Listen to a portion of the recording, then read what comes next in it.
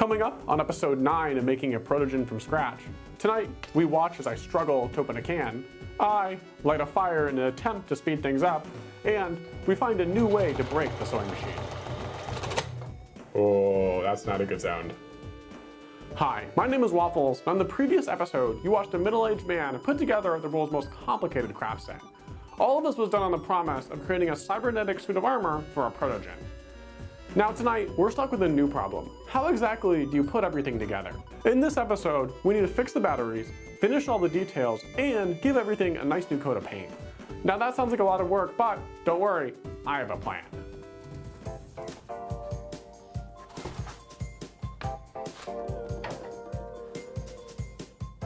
As you might have guessed, the first step in this plan is putting a mighty big hole in the back of our chest armor.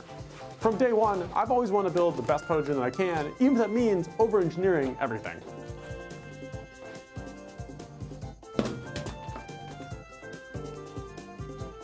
If you've never worn a fursuit, they feel like wearing your heaviest winter jacket during an exam you forgot to study for. One of the biggest problems from the start has always been heat management. By adding a vent to the back of the armor, we can create a space for all the hot air to escape to.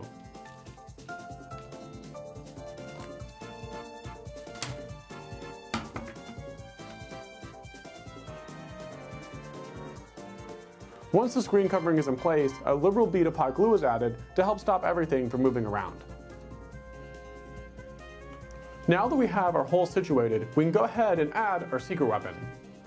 I picked up 2 small PC blower fans to attach to the inside of our vest. This should move hot air from inside the costume and then push it out the bottom. Assembling the circuits is easy as the fans are already designed to run on the same voltage as USB.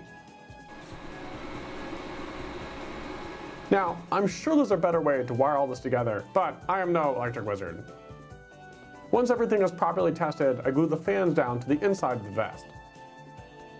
Next, I cut the wires down to length and then strip the ends, exposing the metal inside.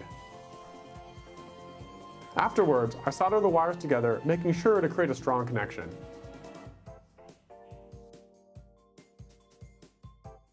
Following this, shrink wrap is slid over the metal and then heated to lock in place.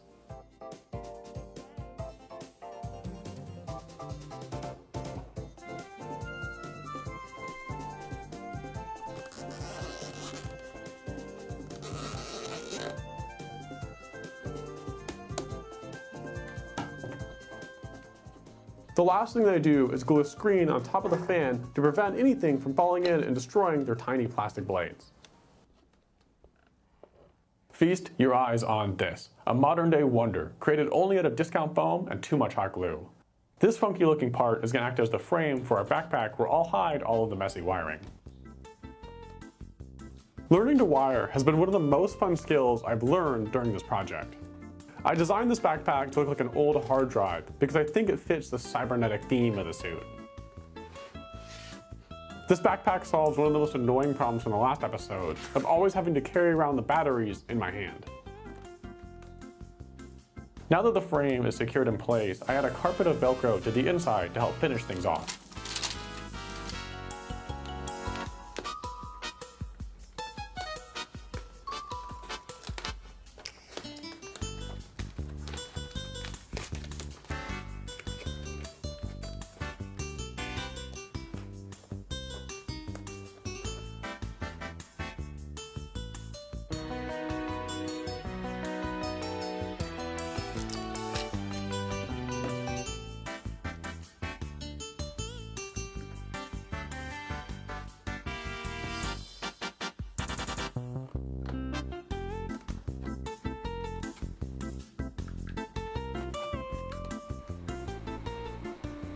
One of the reasons why I went with Velcro on the inside is because I'm not totally sure what our battery requirements are yet. I've just been kind of making it up as I go along, hoping it's all going to work out, and so far it's been going great, so making everything Velcro will keep us nice and flexible as things inevitably change. Now, in order to finish our Protogen chest armor, we need to go ahead and create a lid for our box. Right now it's just an open container, so we'll just need to modify a few pieces of foam, and then we can go ahead and finish this section of the project. In order to solve this new problem, I've gone ahead and cut a large sheet of foam that'll act as a cover to our backpack. Next, using pins, I lock everything in place, and this will make it easier to work on and double check the fit. Now, in order to stop our backpack from looking like a flat pancake, I want to add some detail to the top of the lid. Remember, costumes are built in layers, and by adding more, you can create depth in your art.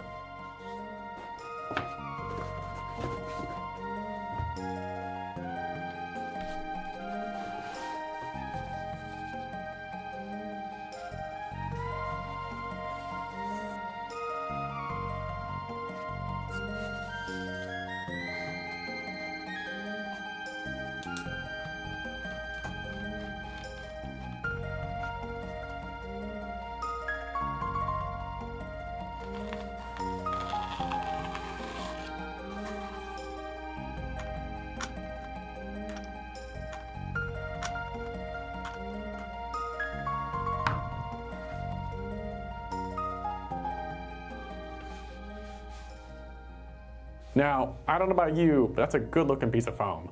I'm really happy with the extra piece we added because I think it really does add more or like kind of depth to our final looking backpack. The next thing that we need to do is get everything painted so it matches the rest of our armor. Now, if you want to paint EVA foam, there are basically 3 steps: heat, primer, and paint.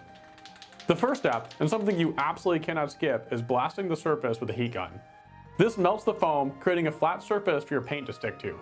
If you skip this step, your foam will act as a giant sponge, sucking up all of your paint. Next is primer. This creates a surface foundation and gets everything prepared for color. Once the primer is dry, I give everything a quick sanding to smooth it out. Finally, I add the color by working slowly and using light coats of paint.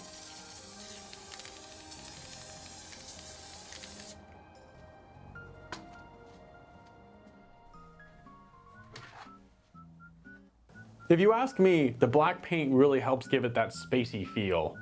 This also gives us another opportunity to check and see how everything fits together.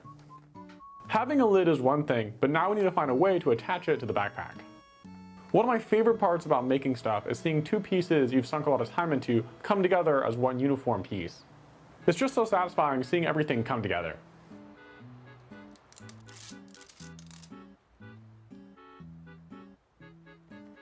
I'd also like to take a second to appreciate Velcro, as it's been the solution to so many different problems this episode.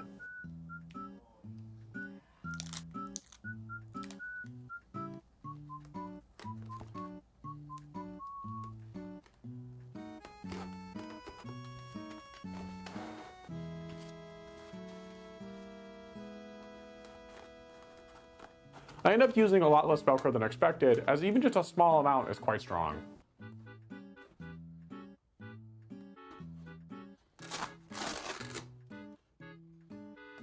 Now that the backpack is finished, I can go ahead and try it on for a quick test fit. While the fursuit is on, I go ahead and take the opportunity to mark out where the shoulder pieces are going to go. Eventually, these will have LEDs in them with little screens covering them, but for now, we just need to figure out where they're going to attach to the bodysuit. Before the shoulder panels can be sent to paint, first all the large cracks need to be filled.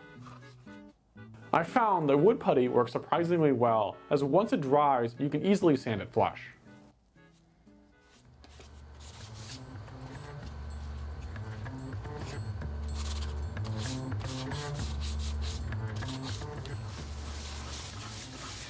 Once again, we find ourselves sanding in the dark, but this time for a good reason. In the last episode, we created the leg armor for Protogen, and it too has gotten a heavy coating of filler. There's something oddly zen about standing by yourself in the middle of the night, basking in the glory that is silently grinding away at your personal projects. Throughout this project, I've used Rust-Oleum brand primer and Molotov paint. I've been very happy with the quality of both of them, even if they tend to run out a lot faster than you expect. Now, the only thing left is a montage of painting before we can complete our armor.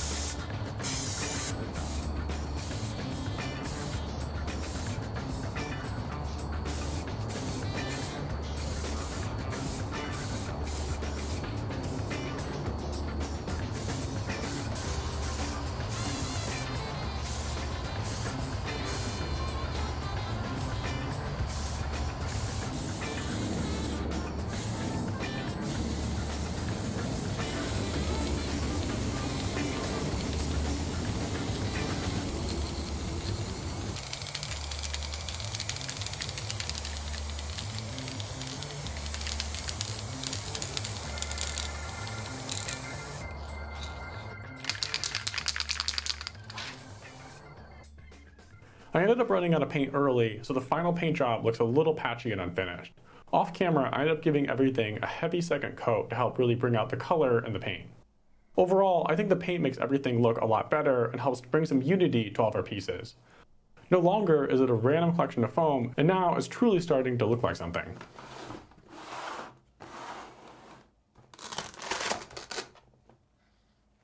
One of the remaining lingering questions that we have is figuring out what's the best method for attaching the shoulder armor to the fursuit.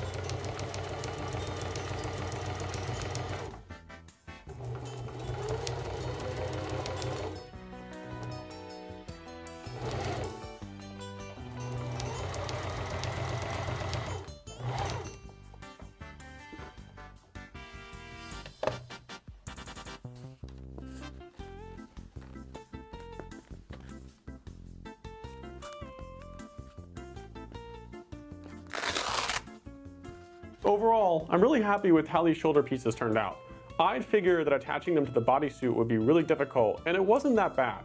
Using the Velcro and sewing it to the bodysuit makes for a really strong connection, and I don't think those are going to go anywhere. Ooh, one more thing, now that we have our bodysuit, I want to see how this thing looks together. So let's take the bodysuit we just finished, the suit of armor we created earlier, and the head, which is hiding over here, and put it all together.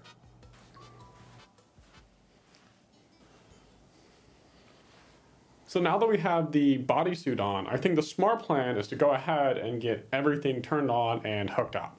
Once you have that done, then we can worry about actually putting it all on.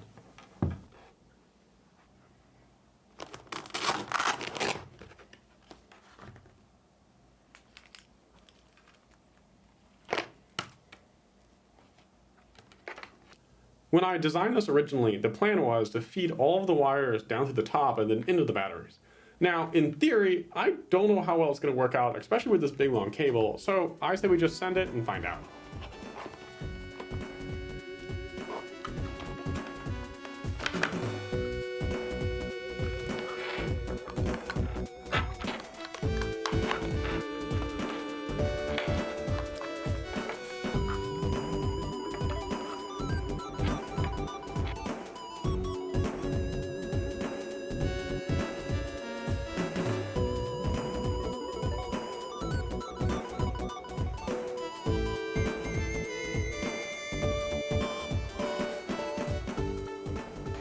Now that I have the head on, I will point out something that isn't very good, and that's this cable.